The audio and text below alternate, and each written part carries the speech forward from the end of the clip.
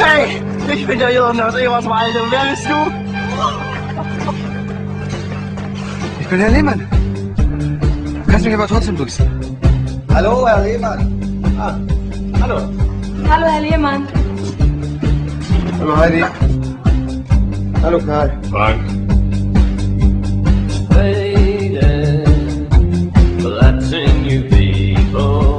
Als Special Gast sozusagen haben wir Sofia Talvik aus Schweden, die nach einer langen Reise durch die USA mit mehr als 250 Konzerten nun heute hier in diesem kleinen Städtchen Dohna gelandet ist. Und wir freuen uns auf ein wunderschönes Konzert. Begrüßen Sie mit uns Sofia Talvik.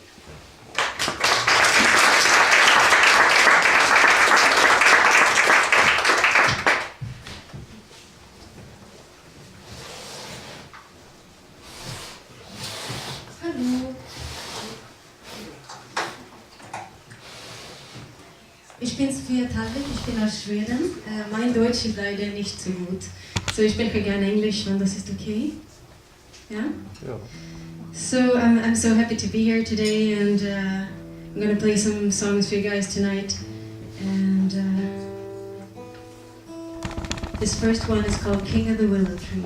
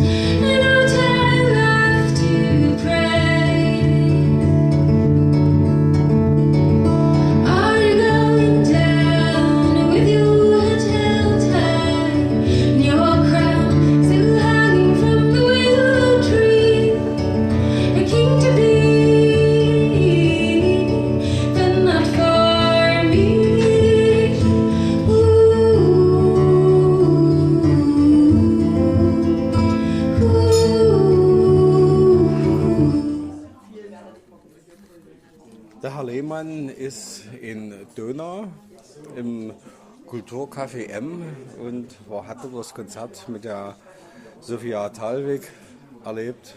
Richtung Tag, Sofia. So this is Mr. Lehmann here in Kulturcafe Dohna, and he's meeting now Sofia Talvik. So how are you doing? I'm good. How are you, Herr Lehmann?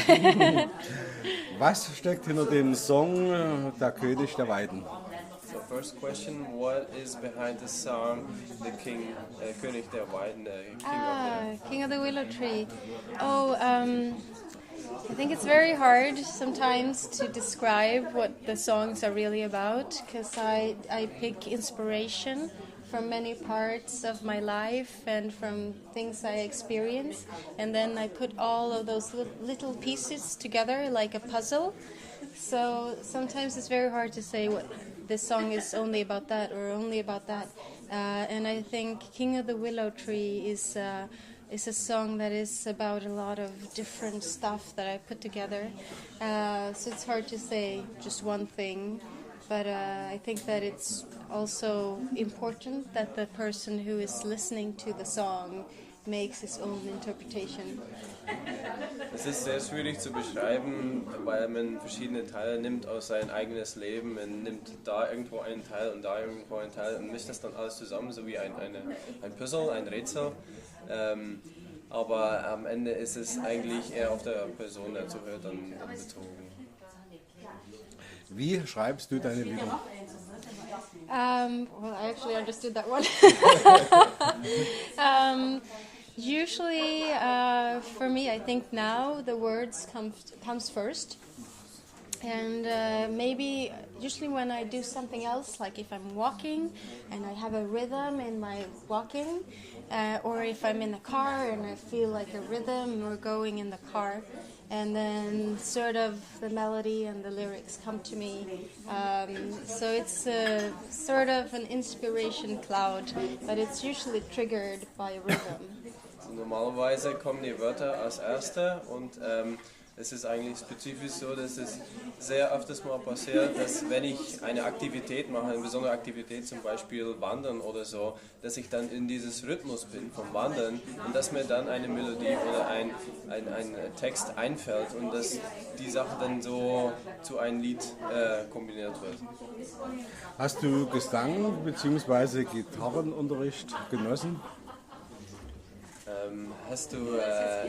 Did you enjoy guitar lessons, or did you have guitar lessons? Or? No, I learned to play the guitar by writing my own songs. So that is why I am such a bad cover artist. I don't do many cover songs because I learned how to play by playing my own stuff.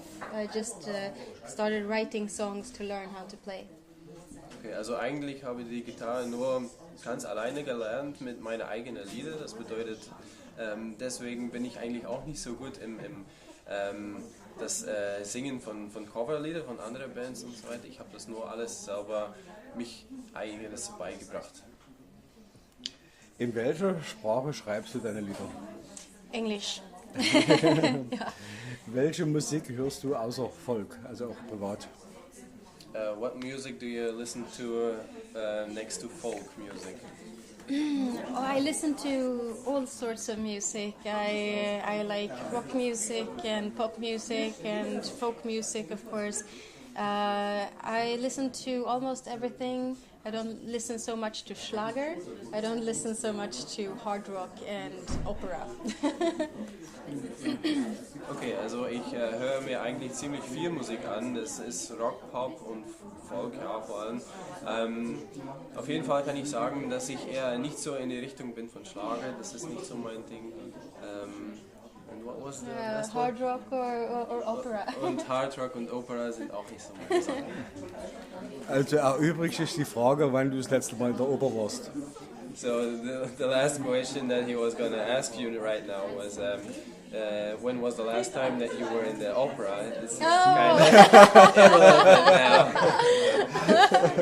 Herr Lehmann, ich gehe nicht zu der Opera. Okay. Wer sind deine musikalischen Vorbilder?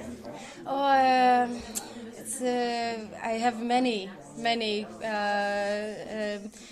I think a lot of older music from maybe the 60s and 70s.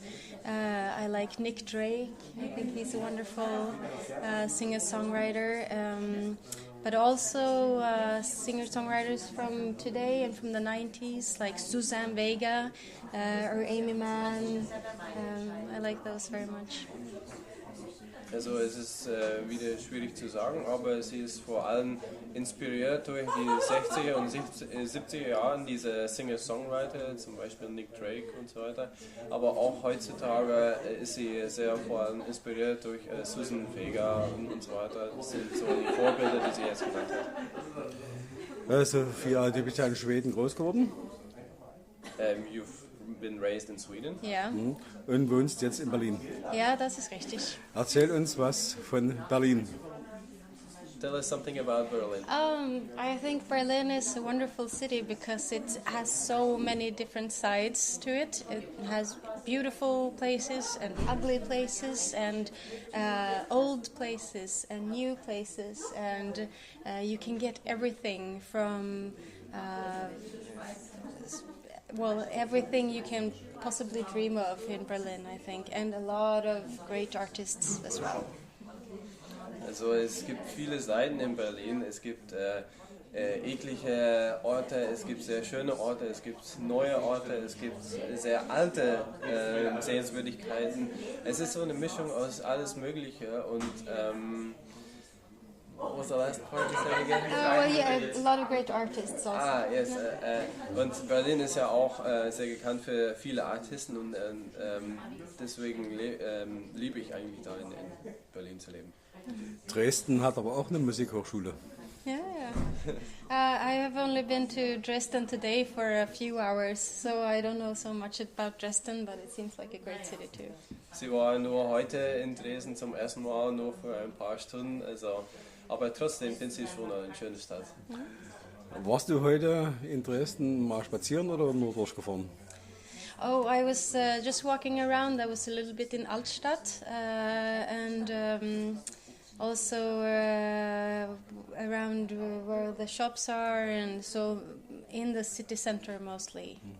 Also ich war heute mal kurz in der Altstadt, da habe ich ein bisschen Spaziergang gemacht und so weiter. Und da war ich auch im Teil, wo es viele Laden gibt und so weiter, und da habe ich mir das auch alles ein bisschen angeguckt. Das der Frau ihr Hobby Shopping. So, women shopping is... The thing is, I actually, when we left Berlin yesterday, I was so stressed. So when I was packing my clothes, I brought jeans and I brought a sweater, but I did not bring a top. So I only had my bra and my sweater. So I had to go to H&M and buy a little top. Also gestern war sie eigentlich sehr gestresst und hatte eigentlich vieles eingepackt, außer ein Top jetzt, was sie wirklich benötigt. Und deswegen war sie heute dann nochmal in H&M und hat sich da noch etwas rausgesucht. Und der Mann hat alles bezahlt. And the husband has paid for it. No, I pay for. I'm the sugar mommy.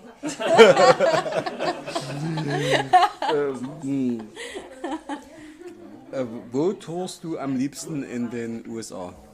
Where do you prefer touring in the USA? Oh, I was all over the USA when I was touring. I toured through 37 states. Don't listen.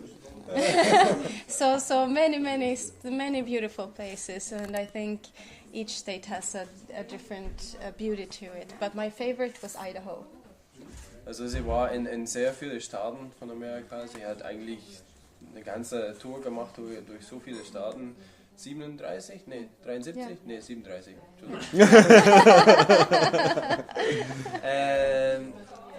Und sie sagt, dass ihr Favoritstadt dann wahrscheinlich doch noch Idaho wäre.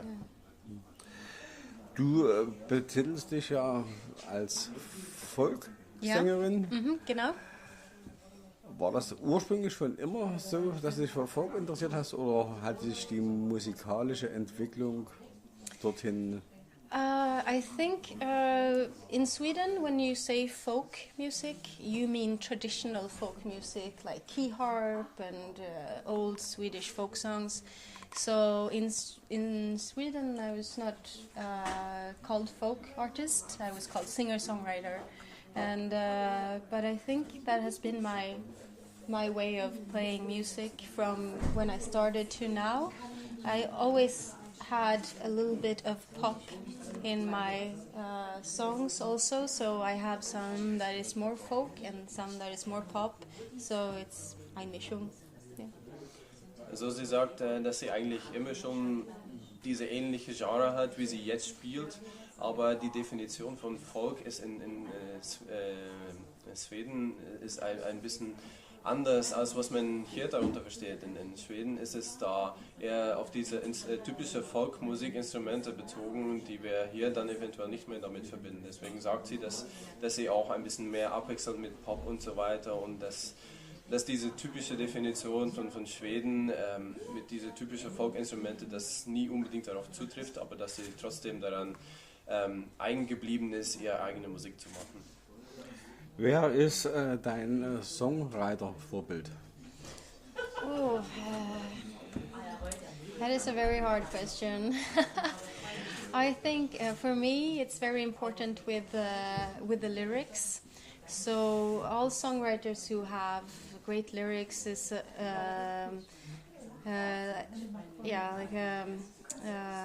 something that I look up to, and it can be any type of music. I really like The Killers, for example, which is a rock band, but I think they have great lyrics.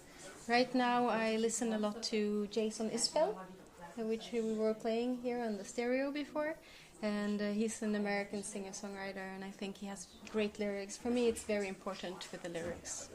Also sie sagt, dass die Songtexte für sie am wichtigsten sind. Also jeder Songwriter, der eigentlich etwas sehr Schönes schreiben kann an Texten, ist sehr inspirierend für sie.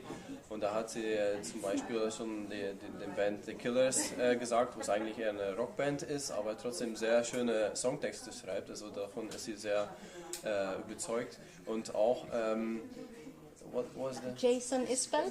Jason Isbell, who has been, der war in der Pause auch zu hören hier während dieses Konzert. Welche schwedischen und welche amerikanische Elemente mischst du in deinem Songs-Performance? So what Swedish and American what Swedish and American specialties do you mix into your own songs? I think because I grew up listening to a lot of American music, that has always been sort of the backing to what I've been doing. But then, of course, because I'm Swedish, I also have the Swedish heritage, both from the culture in Sweden and also the Swedish music. So I think it's just a natural mix of things. It's not something I plan when I write songs. Es ist eher natürlich gekommen. Sie ist immer damit aufgewachsen. Sie hat immer auch amerikanische Lieder angehört, aber auch schwedische Sachen kommen automatisch drin, weil sie eben halt in Schweden aufgewachsen ist. Also ist es irgendwie etwas, was alles sehr natürlich da entstanden ist. Da hat sie eigentlich nicht da bewusst dafür gewählt. Hast du eine Beziehung zur amerikanisch-indianischen Kultur? Do you have a connection with American or Native American culture? Sure. No, I don't actually.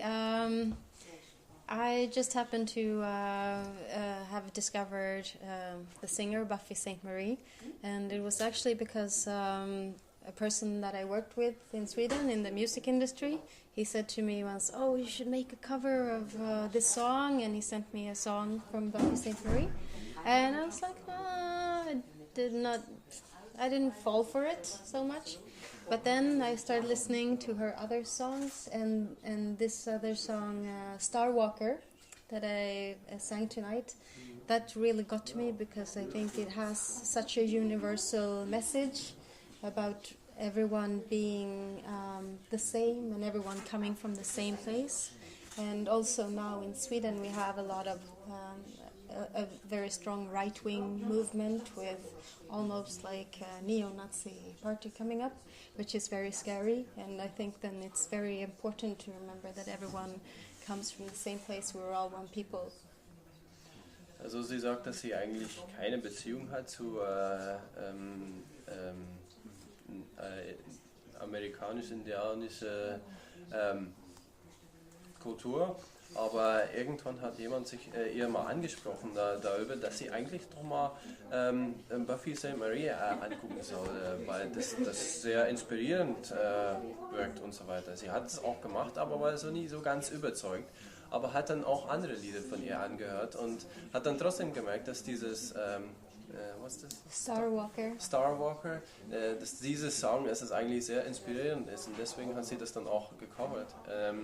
Und sie hat jetzt eigentlich auch gemerkt, dass es sehr wichtig ist zu verstehen, dass diese Kultur, der eigentlich aussagt, dass alle eigentlich gleich sind und so weiter, dass es ganz wichtig ist, das zu verstehen, weil auch in Schweden ist es jetzt, wird es immer mehr zur Richtung rechts in der Politik und sogar extrem rechts, Neonazis und so weiter.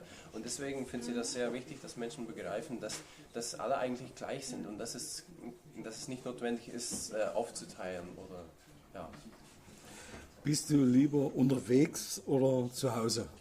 Do you prefer being at home or on the road? Oh, on the road. Unterwegs. Unterwegs. Unterwegs.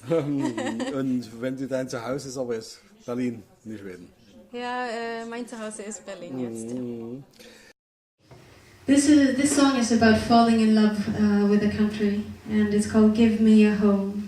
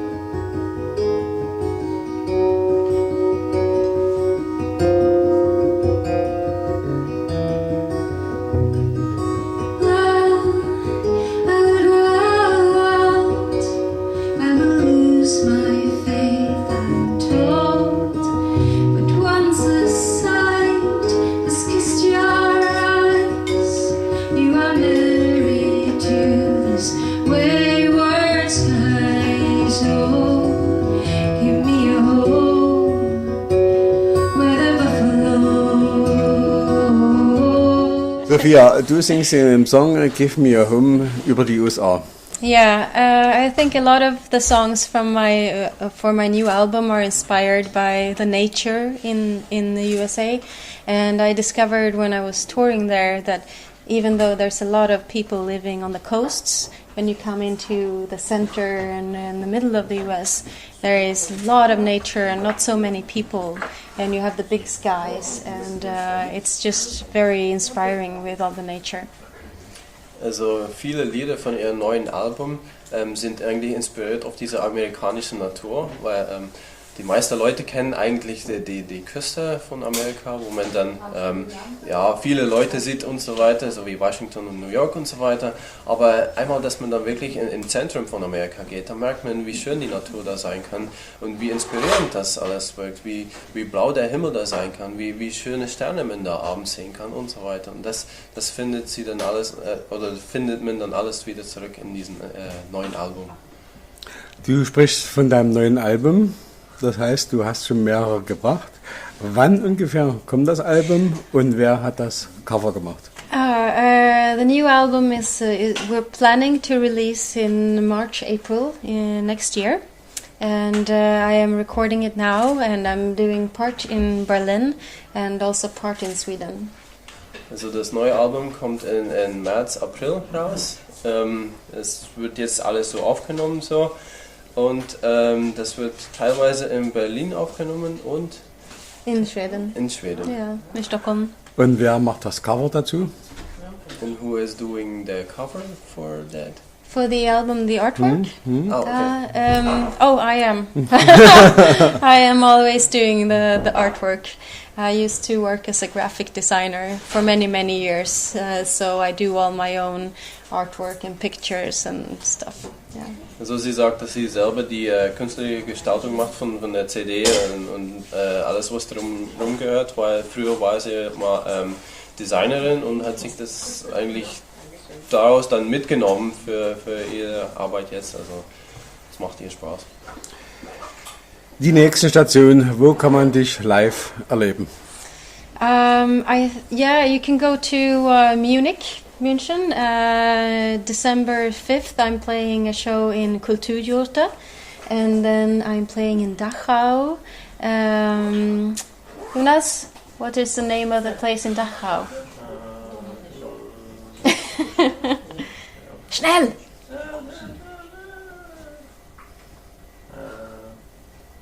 December 6.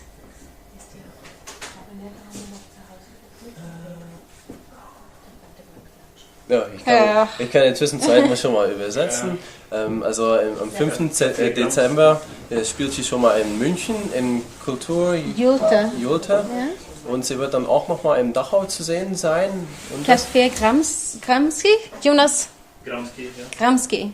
Und das ist am 6. Dezember? Ja, das ist richtig. Zum Nikolaus. Ja. Und and a few Christmas concerts also just before Christmas and around Duisburg and Solingen and Grevenburg. Also dann gibt es noch eine Anzahl Weihnachtskonzerte, so kurz vor Weihnachten in Duisburg, Solingen und Grevenburg. Mhm. Wer das Ganze nachlesen will, wo findet man dich im Internet? Where you find me on the internet? Yeah. My website is sofiatalvik.com.